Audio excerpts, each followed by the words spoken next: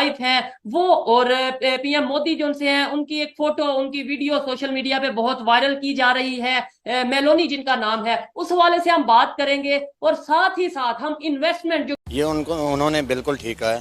अच्छा। वो ईसाई हैं, वो हिंदू हैं। अच्छा। वो दोनों गैर मजहब हैं।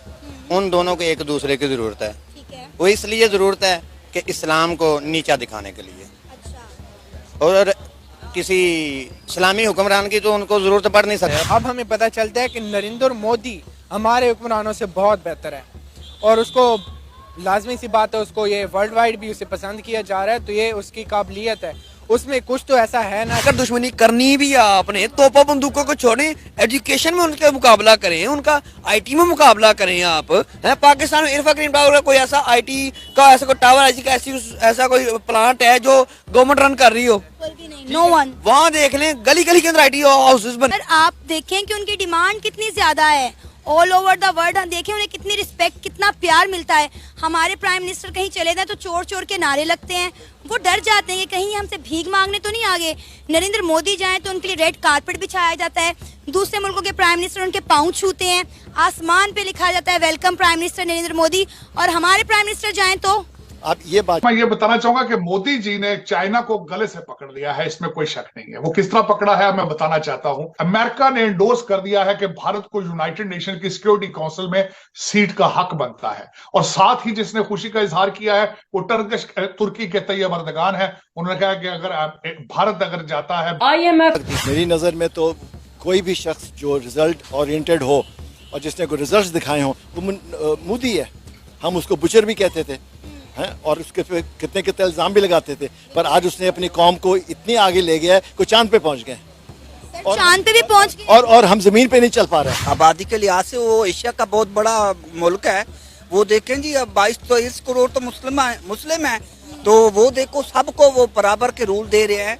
वो इसी वजह से बाइडेन ने कहा है कि मोदी हमारा पसंदीदा लीडर है।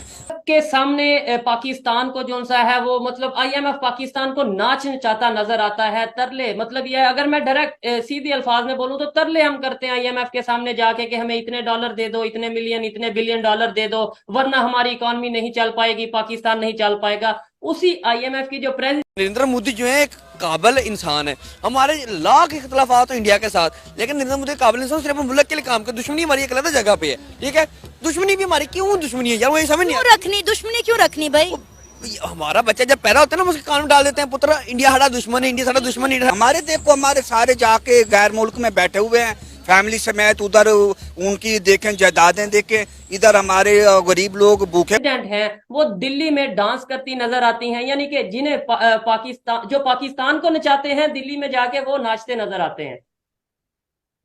बिल्कुल, आप ना सिर्फ वहां IMF की हेड थी, वहां पे वर्ल्ड बैंक के अजय बंगा जो कि भारतीय निजात है वो भी उनको भी देखा गया है, तस्वीरें खिंचवा रहे थे। मैं सबसे बड़ी बात बताऊंगा कि उन्होंने जो ग्लोबल साउथ का एक नारा लगाया है, जो ग्लोबल साउथ की इकोनॉमिक जरूरतों का उन्होंने जो नारा लगाया है, इट्स अ वंडरफुल थिंग। और जो मोदी जी का एक ख्वाब है, मैं समझता हूं कि he will be remembered for the centuries. जो सबसे ज्यादा इस वक्त जो चाइना को बुखलाहट का निशान होना चाहिए, घबराना चाहिए उनको, क्योंकि सी पैक को भी उन्होंने नीचे गिरा लिया है। वो किस तरीके से वेल एजुकेटेड नहीं है, लेकिन वो जितना अपनी तरफ से कर सकता है एजुकेटेड। वैसे मैं I am not a fan of Modi, क्योंकि वो मुसलमानों के साथ उसका सलूक सही नहीं है, ठीक है।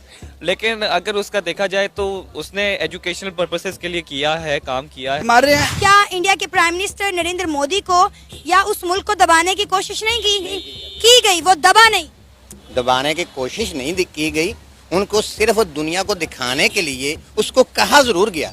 दबाने की कोशिश नहीं की गई। दबाने की कोशिश पाकिस्तान को की जाती है, हर बार की जाती है। क्यों की जाती है? पाकिस्तान के पास एटमी मुल्क है। एटमी ताकत तो इंडिया भी है, इंडिया को क्यों नहीं कोई दबाता, या कोई क्यों नहीं दबा सकता? गैर मजहब जितने मर्जी एटम बना ले, उनसे आपको ये बताना चाहूंगा कि आपके देखने वालों को दो चीजें होती है। जो देखने वाले जब आपके एनालिसिस को पसंद करते हैं, चीजों को पसंद करते हैं, तो वो एक ऑक्सीजन की तरह होती है बोलने वाले के लिए। और मेरी तरफ से खासकर आपके देखने वालों को सलाम, दंडवत प्रणाम, और उसके बाद निग्गी जी सत श्री अकाल जेड़े देख रहे ने। अब मैंने आज 10 पॉइंट जो है, आपको पता है कि मैं आपको पहले मैंने अर्ज किया था कि मैं यहाँ अमेरिका में आधा दिन मैं इंडिया में होता हूँ, भारत में होता हूँ, आधा दिन मैं अल्लाह से बनकर कहाँ पहुंच गया, जिसको हमें शर्म करनी चाहिए कि हम कहाँ से कहाँ पहुंच गए। वो चाय बेचता हुआ प्राइम मिनिस्टर बन गया और दुनिया में इस वक्त सबसे मकबूल शख्सियत बन गया। पाकिस्तान में होता हूँ क्योंकि मेरे भाइयों जैसा भाई है जो सरदार है मेरे साथ हर वक्त होता है, तो मैं इस हवाले से G20 को बड़ा क्लोजली वॉच कर रहा था। जो इस समय 10 पॉइंट मैंने नोट किए हैं, मैं वो जरा आपके सामने आपके देखने वालों को पेश करना चाहूंगा। सबसे पहले तो मैं ये बताना चाहूंगा कि मोदी जी ने चाइना को गले से पकड़ लिया है, इसमें कोई शक नहीं है। वो किस तरह पकड़ा है मैं बताना चाहता हूं कि इन्होंने क्या क्या दुनिया के सामने प्रोग्राम रखे हैं।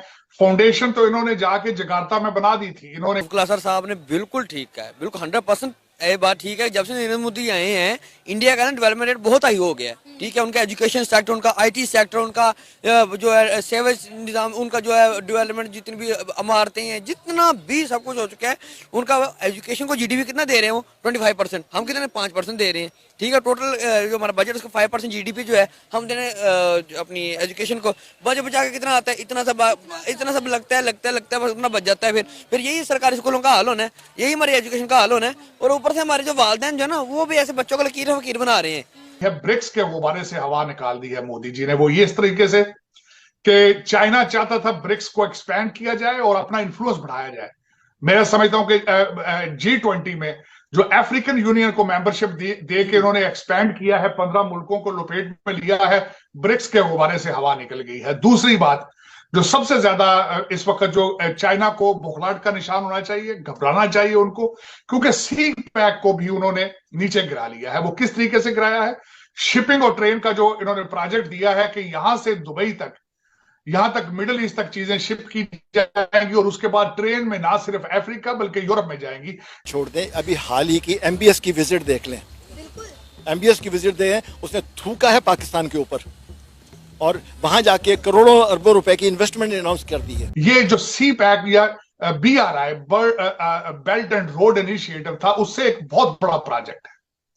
और उसके बारे में अब मैं इस पे थोड़ा सा बोलना चाहूंगा कि इस वक्त जो BRI जो इनिशिएटिव था चाइना का, उसके बारे में क्या क्या एतराज लोग कर रहे हैं।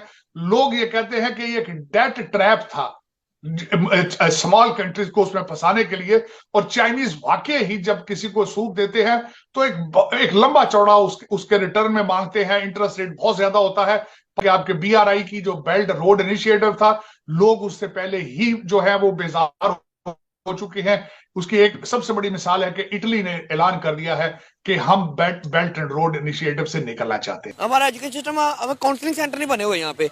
और दूसरा ये कि नरेंद्र मोदी जो है एक काबिल इंसान है। हमारे लाख इख्तलाफात हैं इंडिया के साथ, लेकिन नरेंद्र मोदी काबिल इंसान, सिर्फ मुल्क के लिए काम कर। दुश्मनी हमारी एक अलग जगह पे है। ठीक है, दुश्मनी भी हमारी क्यों दुश्मनी है यार, वो ये समझ नहीं रखनी दुश्मनी क्यों रखनी भाई। हमारा बच्चा जब पैदा होता है ना, उसके कान में डाल देते हैं, पुत्र इंडिया हमारा दुश्मन है, इंडिया सारा दुश्मन है, इंडिया सारा दुश्मन है। और इसीलिए फिर हमारे बच्चे जो हैं वो ये नहीं सोचते कि इंडिया हमारा हमसाया मुल्क है, हमारा दोस्त मुल्क होना चाहिए, वो इंडिया से दुश्मनी करने लग जाते हैं। चलें, अगर दुश्मनी करनी भी है आपने, तोपा बंदूकों को छोड़ें, एजुकेशन में उनके मुकाबला करें।